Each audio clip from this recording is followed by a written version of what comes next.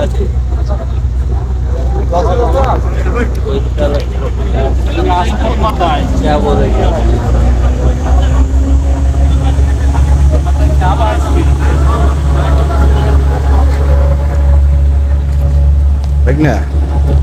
আমি তোমার একটা সাক্ষাৎকার নিয়ে তুমি আছো মোরেলগঞ্জ শরণখোলা পানকুচি নদীতে ফেরিতে। এখন তোমার অভিজ্ঞতাটা একটু বলো, ফিলিংসটা বলো। আমার অভিজ্ঞতা গরম লাগতেছে, খিদা লাগছে, কিন্তু খিদার চোটে মাথা ঘুরাচ্ছে।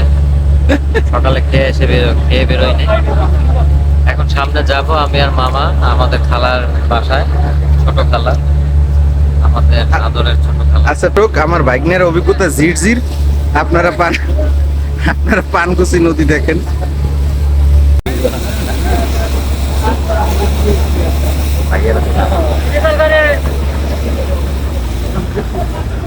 চলো, ব্রেক নাই, তাই না?